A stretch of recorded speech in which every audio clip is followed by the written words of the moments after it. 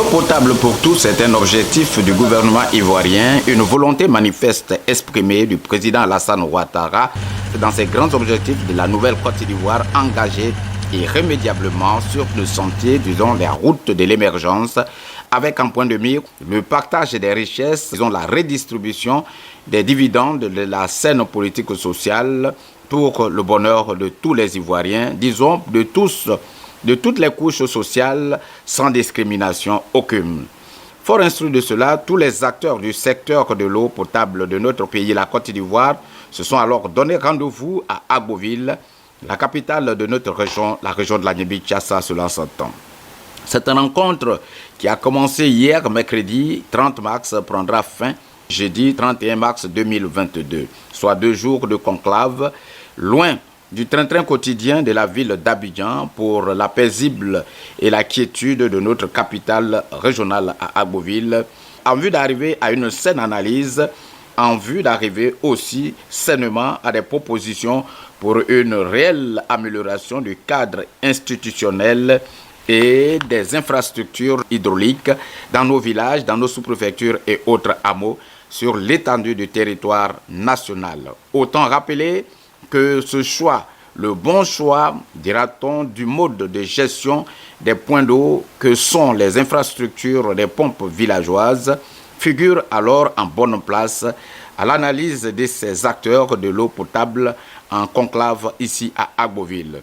Ce conclave a laissé entendre qu'il s'agit d'un cadre d'échange entre les acteurs de l'eau potable, entre les sachants de l'eau potable avec les partenaires européens pour la mise en œuvre d'un programme de réhabilitation et aussi de conversion des 1000 pompes à motricité humaine qui devra passer alors en un système hybride, ce conformément au choix de la politique de notre gouvernement ivoirien, avec à sa tête, nous le disons, le président Alassane Ouattara, qui commande par ailleurs qu'il faudra se donner les moyens d'une réelle utilisation des énergies renouvelables, avec ici allusion faite à l'énergie solaire.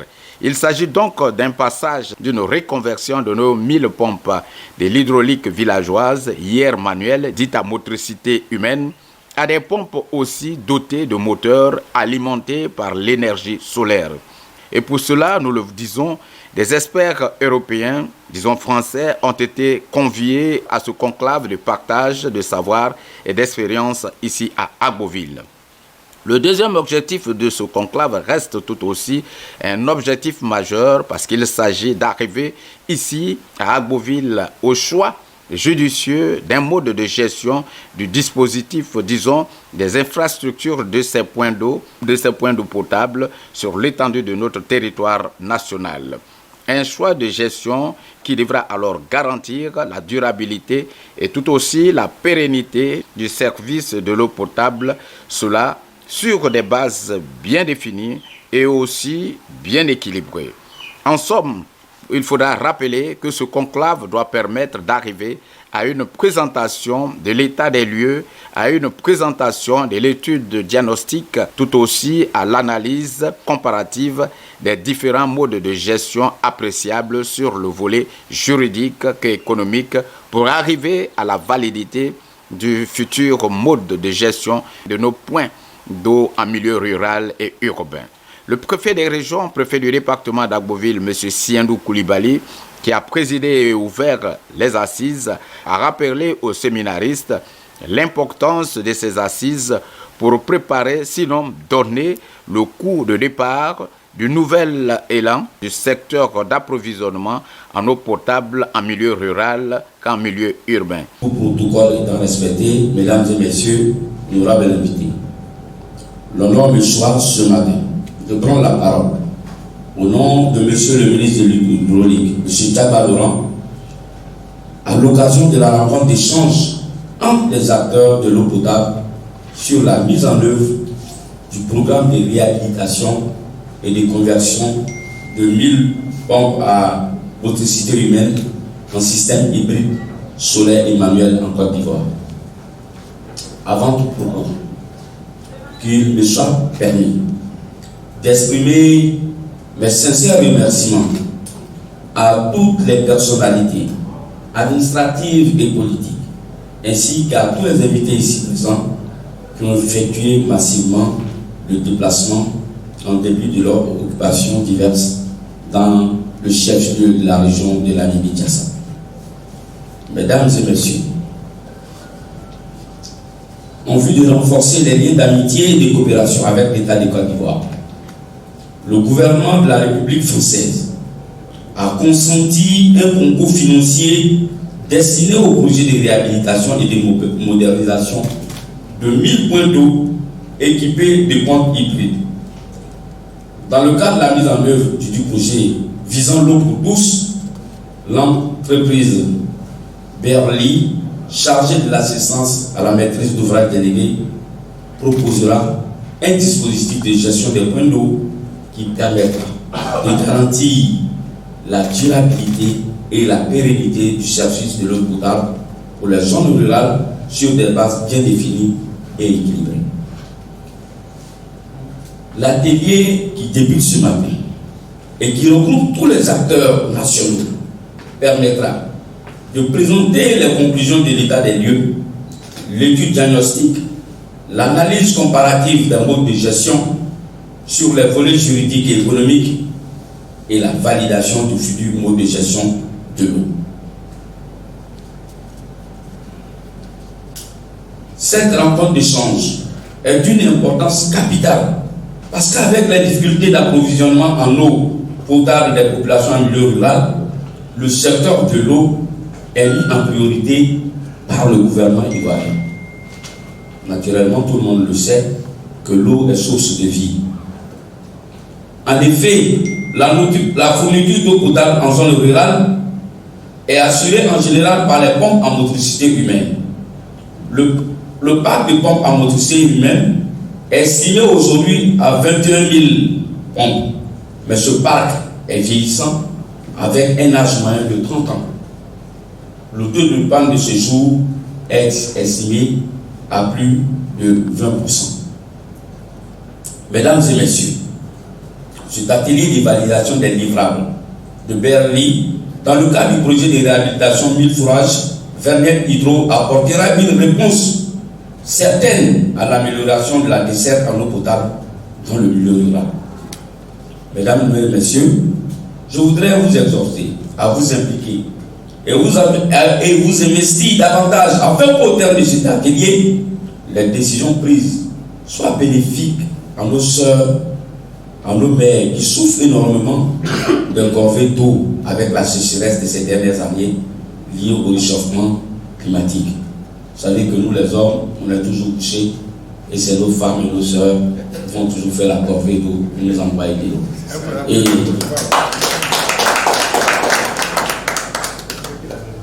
mesdames et messieurs, à ce stade de mon propos, je voudrais une fois de plus vous remercier tous pour votre présence si remarquée et si remarquable qu'il faut le rappeler, aura un sens prépondérant dans la mise en œuvre de ce projet à travers la coordination de l'ensemble de ces activités. C'est sur ces mots que j'ai déclaré ouvert l'atelier de validation du projet cité. Je vous remercie.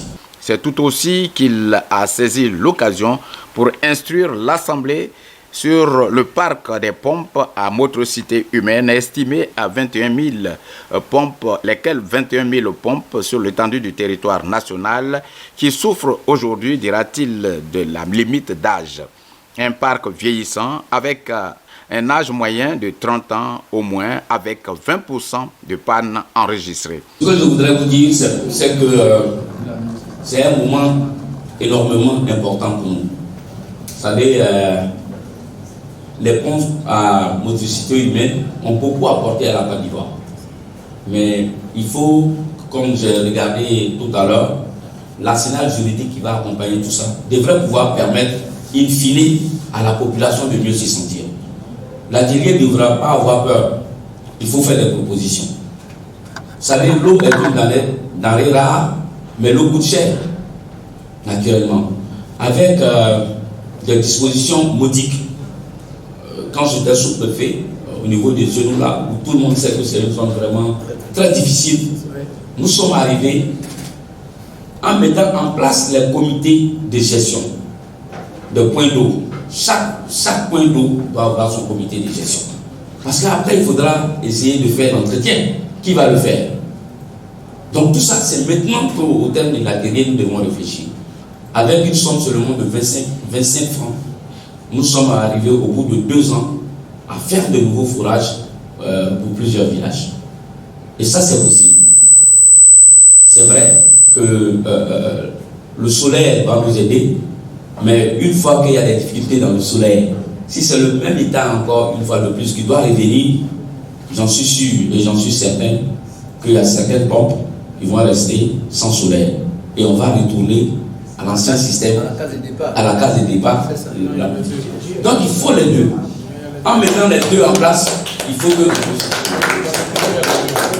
Donc, vraiment, votre atelier arrive à point nommé et est éminemment important pour le gouvernement ivoirien. Et il est donc attendu de ce conclave une saine analyse et autres propositions de solutions idoines. Pour ce premier jour des assises, les experts de l'eau potable se sont mis tout de suite, après l'ouverture de la séance, aux échanges du savoir et du partage des expériences pour atteindre les objectifs à eux assignés par la mission du gouvernement. Il faut responsabiliser la gestion des proximités par les collectivités territoriales. Et de 3, il faut faire des arrangements institutionnels pour pouvoir permettre à ce que des professionnels gèrent l'hydraulique. Comme en milieu urbain, ça a été réussi jusqu'à aujourd'hui, il faudrait que le milieu rural aussi puisse pouvoir le faire. Donc pour cette mobilisation, les instructions ont été faites, c'est pour cela que vous voyez maintenant le ministère, et de 2, il fallait un organe unique d'intervention dans le domaine de l'eau, et c'est pour cela que le président a bien voulu créer le ministère de l'hydraulique en 2018, pour se consacrer vraiment à la thématique de l'eau. Donc le ministère qui a été créé en 2018 avait pour rôle justement de faire revisiter tous les textes qui ont été là, le code de l'eau, le code de l'environnement, tous les dossiers faits pour pouvoir mettre en synergie et intervenir. Et vous avez vu que notre ministre Tchaba a beaucoup plus de terrain parce qu'un des plans a été réalisé. Ça veut dire qu'il y a des opérateurs privés qui viennent en épicie, ça veut dire qu'ils prennent l'argent, ils construisent, ils nous donnent et nous on rembourse plusieurs années. Puisque sur le budget de l'État, on ne peut pas nous donner 3 000 milliards. Donc on doit faire. Le président nous a dit, c'était une blague, et il va tout faire pour que le pays soit attractif, pour que les privés aussi puissent venir intervenir dans le secteur de l'eau. Aujourd'hui, c'est ce qui se passe. Et dans ce cadre-là aussi, dans la coopération franco-ivoirienne, lors de la visite, la première visite du président Macron, nous avons soumis une requête et il a accepté de pouvoir, sur le trésor français, donner la réalisation de 1000 pompes pour déjà dans une certaine zone donnée et déjà amorcer les réflexions de la gestion de ces pompes-là par celui qui répare. On a la thématique en Côte d'Ivoire, on a beaucoup de pompes. Les ONG ont encore plusieurs types de pompes. Plus vous avez plus de temps, plus vous avez des problèmes de maintenance, plus vous avez des problèmes de pièces de rechange. Le service allemand devient très compliqué. Comparativement à la Guinée-Conakry, ils n'ont que 2 pompes. Ils n'ont que 2 types de pompes sur tout le territoire national. Aujourd'hui, nous, on a plus de 6-7 pompes qui interviennent. Donc, tout ça, ce sont des réflexions. Et, in fine, comment expliquer à nos parents qui sont au village que l'eau a un coût? L'eau a un coût. Comment leur expliquer que l'eau a un coût? Alors que le code de l'eau a adopté déjà le principe de l'usager payeur. Vous savez, normalement, à partir du code de l'eau, qui est une loi, quelqu'un ne peut pas dire en Côte d'Ivoire ici qu'il va bénéficier d'un service sans pouvoir payer. Mais comment l'appliquer? Voilà. Donc, ayant reçu ce financement en milieu rural, le gouvernement a demandé à la République française de nous aider à réfléchir sur le mode de gestion déjà que nous on voudrait avoir. C'est dans ce cadre-là que le cabinet BRI a été a été recruté comme assistant technique à maîtrise d'ouvrage auprès du ministère de l'Hydraulique pour l'aider à faire toutes ces réflexions. Mais on a des expériences, on a des vécus. En milieu rural, on a essayé beaucoup de choses. Aujourd'hui, je crois que c'est pour mettre en synergie tout ce qu'on a fait pour pouvoir sauter un pas qualitatif et une volonté à tous les niveaux pour qu'on puisse atteindre. Voici un des objectifs de l'atelier. Donc, au sortir de ces ateliers, ils ont déjà réfléchi sur des modes de gestion.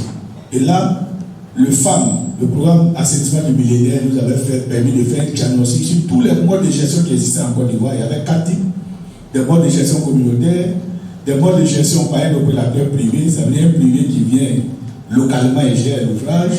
Ne répond pas de nous-mêmes, il répond directement du ministre. Mais, de façon intelligente, l'ONEP a toujours, moi j'ai été DR avant, a su travailler avec les DR et ça a toujours marché.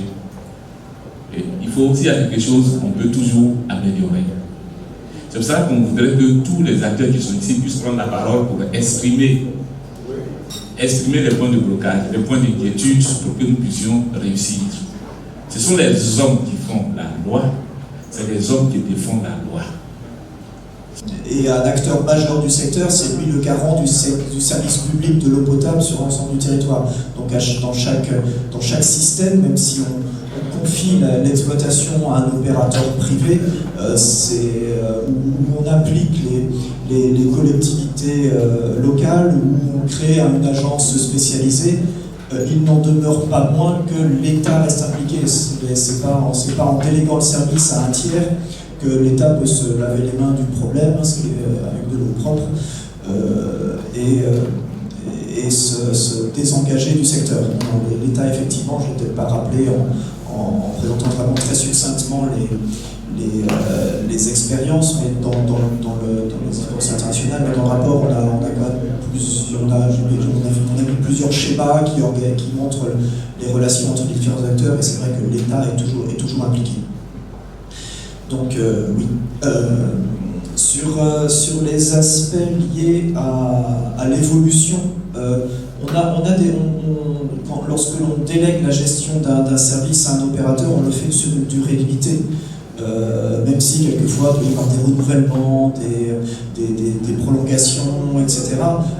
Actuellement, les contrats de délégation qu'il y a pour des opérateurs privés, je parle en milieu rural, je ne parle pas du contrat de la SODECI, durée de 5 ans, le contrat d'exploitation, du temps d'affermage, une durée de 5 ans. Donc effectivement, on limite la durée et on fait évoluer ces contrats. Un contrat n'a pas vocation, de délégation n'a pas vocation à être figé. Il doit être en permanence réajusté, modifié. Ce sont des contrats qui doivent être vivants. Donc effectivement, faire évoluer ces contrats, notamment en fonction de la demande des populations, de l'évolution des besoins, est quelque chose d'assez fondamental. Les communautés qui nous sollicitent, on les appuie. Voilà. Et je sais que, bon, avec les premiers avènements des conseils généraux, on l'a fait, les conseils régionaux aussi, on l'a fait. Je sais, ça, c'est nous-mêmes qui avons piloté ça. On a mis à la base de toutes les collectivités territoriales la base de l'hydraulique, région par région.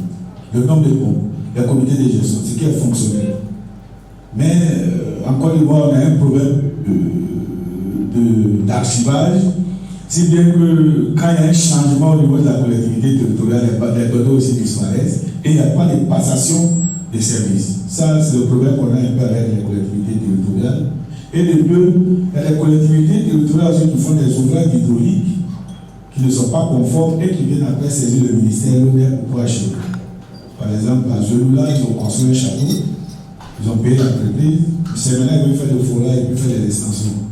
Or, il aurait dû faire l'étude pour voir, pour dire, ah bon, qu'est-ce que l'on peut faire? Peut-être qu'on peut faire le château d'eau, l'ONEP et le ministère. Et essayer d'améliorer nos jugements pour aller dans le même sens.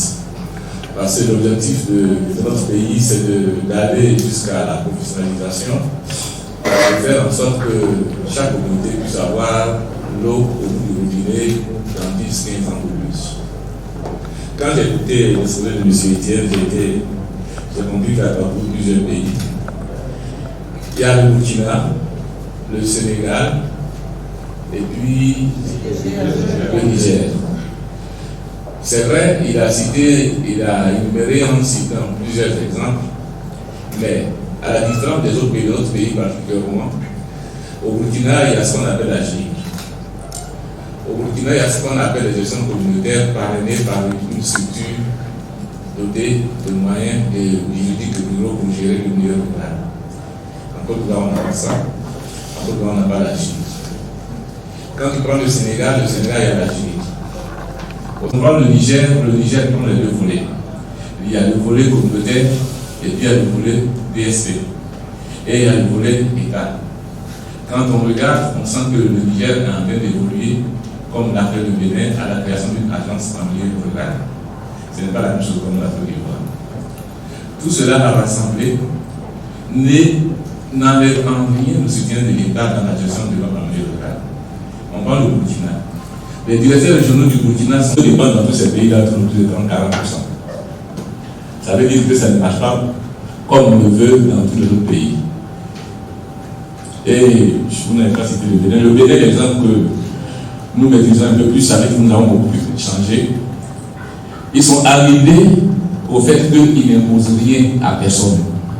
Ils ont créé leur agence de gestion en milieu rural et celui qui vient à la tête de pas, il reste, c'est plus comme il veut.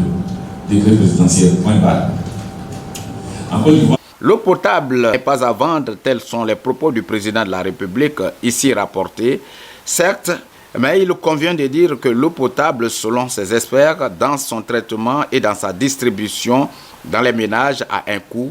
Un secret qu'a livré ses assises de ce mercredi 30 mars 2022, ce premier jour de conclave de tous les acteurs de l'eau potable ici à Agboville dans la Niébi-Tchassa. Le président d'ailleurs a dit que l'eau n'est pas dans la Côte d'Ivoire. Donc il faudra que nous, on va les amener à dire que l'eau a un coût. Et ça, on est conscient. C'est donc ces réflexions que je voulais apporter. Et je voudrais surtout demander, ça je vous en prie beaucoup, les DR, ne venez pas assister, ne venez pas en tant qu'assistant pour relater et pour aller faire un rapport. Intervenez, dites-nous ce qui se passe réellement dans vos régions pour qu'on puisse les prendre en compte. Parce que c'est un projet, c'est un grand projet, c'est un projet d'avenir qui tient à cœur le monde. On ne peut pas voir nos parents en train de pédaler des pompes tous les jours. Donc vraiment intervenez pour nous dire ce qui se passe réellement dans vos régions pour que cela puisse être pris en compte. Je vous remercie. Fin de ce premier jour de conclave, nous allons prendre rendez-vous pour le deuxième jour afin de connaître les grandes conclusions, disons les grandes résolutions de ces assises. Mesdames et messieurs, voici que nous venons de terminer la cérémonie de validation, l'atelier de validation. Maintenant, nous allons passer la parole à deux personnes. Il y a Mme Yesou Marie Gisèle, chef de service de la coopération internationale, secrétaire technique de la solution du ministère de l'Hydraulique. Elle va lire la motion de remerciement. Le discours de clôture sera prononcé par M. Jean-Cyril Atré, au nom du préfet de région de la Niébi-Tchassa, préfet du département d'Agboville. Sans plus tarder, je vais céder la parole à Mme Yesou pour son mot de remerciement. Pour la motion de remerciement.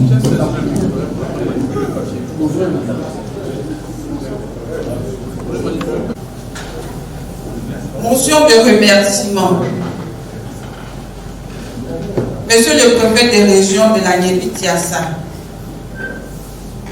Monsieur le ministre gouverneur du district de la Lune, représenté par son directeur de cabinet, Monsieur l'inspecteur général du ministère de l'Hydraulique, président de l'atelier, Monsieur le président du conseil régional de la Niébi-Tchassa, représenté par la sous-directrice des travaux, Messieurs les conseillers techniques du ministre de l'Hydraulique, Monsieur le directeur général de l'ONEP, représenté par son directeur des projets, Mesdames et Messieurs les directeurs centraux et chefs de service, Madame et Messieurs les directeurs régionaux, Madame et Messieurs, membres de la délégation de l'ATRO Berly, Monsieur le représentant de l'UNICEF, chers acteurs du secteur de l'eau potable, chers amis des médias et de la presse, Mesdames et Messieurs, honorables invités, en vos rangs, grades et qualités et tout protocole respecté. Mesdames et Messieurs, les participants à la rencontre d'échange entre les acteurs de l'eau potable sur la mise en œuvre du programme de réhabilitation et de reconversion des 1000 pompes PMH en système hybride, solaire et manuel en Côte d'Ivoire, réunis les mercredis 30 et jeudi 31 mars 2022 à l'hôtel Prestige d'Agoville, en séance plénière, adresse leurs remerciements à Son Excellence Monsieur le ministre Laurent Tchaba pour avoir autorisé et soutenu la tenue de cet atelier. M. Siandou Koulibaly, préfet de la région de la Yébi-Tiassa, préfet du département d'Agoville. Monsieur le ministre gouverneur du district des Lagunes, représenté par M. Jean-Cyril Akri, directeur de cabinet du ministre du district. Monsieur le président du conseil régional de la Yébi-Tiassa, représenté par Mme Yona Marie Joël, sous-directrice des travaux. Monsieur Michaud Acho Albert, maire de la commune d'Agoville, représenté par M. Michaud Adelui, son conseiller municipal. À la délégation de l'ATRO Berly, à l'UNICEF, représenté par son spécialiste, Walsh. En effet, depuis 2 jours, nous avons assisté à des représentations relatives au cadre légal et institutionnel de la gestion des systèmes hydrauliques villageoises, à l'étude du choix du futur mode de gestion ainsi qu'aux aspects économiques et financiers. Il s'en est suivi des échanges très enrichissants qui ont facilité la compréhension de tous. L'atelier a continué avec la mise en place de 3 commissions. La commission aspect institutionnel, la commission économique et financière, la commission aspect technique. Ces commissions ont travaillé admirablement et ont fait une restitution appréciable en vue de la rédaction du rapport final de l'atelier qui sera validé au comité restreint sous l'autorité du directeur de cabinet avant d'être transmis à Monsieur le ministre au plus tard le 15 avril 2022. Mesdames et Messieurs, à ce stade de mon propos, je voudrais exprimer mes remerciements à tous les participants pour leur implication dans la réussite de cet atelier, dont les conclusions vont permettre de continuer dans la sérénité la mise en œuvre du programme pour un succès certain. L'atelier s'achève sous de bons auspices et je voudrais souhaiter un bon retour à tous et à toutes, à chacun et à chacune, en recommandant à tous un suivi assidu à tous les niveaux de la mise en œuvre du projet. Je vous remercie pour votre attention. Merci, Mme Nguesso. Nous n'allons pas parler. Nous allons passer la parole à M. Jean-Cyril Akri. Merci. Merci beaucoup. Madame la représentante de Monsieur le Président du Conseil régional, Monsieur l'inspecteur général du ministère de l'Hydraulique, Monsieur le conseiller technique, Mesdames et Messieurs les directeurs centraux et chefs de service du ministère de l'Hydraulique, Mesdames et Messieurs les directeurs régionaux, Mesdames et Messieurs les responsables de l'Office national de l'eau potable, ONEP, Mesdames et Messieurs les responsables de l'entreprise BRLI, Mesdames et Messieurs, chers participants, Mesdames et Messieurs les représentants de l'UNICEF et de toutes les organisations qui nous aident à avoir de l'eau potable, Mesdames et Messieurs, chers participants, en l'absence de Monsieur le Préfet de la région de la Niépi-Tiassa, préfet du département d'Agoville, les organisateurs du séminaire m'autorisent à prendre la parole en son nom, au terme donc de ce séminaire fort enrichissant. Je suis très sensible à l'honneur qui est fait à ma modeste personne, mais en même temps, je mesure la délicatesse de la mission. C'est pour cela que je sollicite par anticipation votre indulgence. Mais bien avant, Monsieur le conseiller, Monsieur l'inspecteur général, je voudrais vous prier d'accepter de transmettre à Monsieur le ministre de l'Hydraulique l'expression de nos salutations appuyées.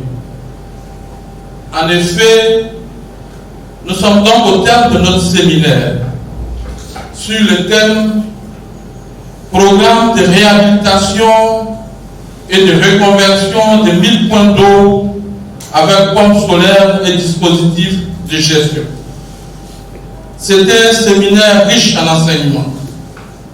Le projet qui porte est important, en ce sens qu'il va contribuer à améliorer les conditions de vie de nos populations et surtout à les débarrasser de toute pathologie liée à l'eau. Je reste convaincu que ce projet va voir véritablement le jour. C'est sur ce que je voudrais souhaiter un bon retour dans vos familles respectives sous la protection divine et sur ce donc déclaré clos l'atelier relatif au programme de réhabilitation et de reconversion de 1000 points d'eau avec pompes solaires et dispositifs de gestion. Je vous remercie. La séance est levée. Tout le plaisir a été pour nous de savoir que vous choisissez toujours Agnébi TV pour vous instruire sur notre région et aussi sur la Côte d'Ivoire quand il est question, quand les choses nationales se passent chez nous ici. Rendez-vous est pris pour demain seulement, si Dieu le veut.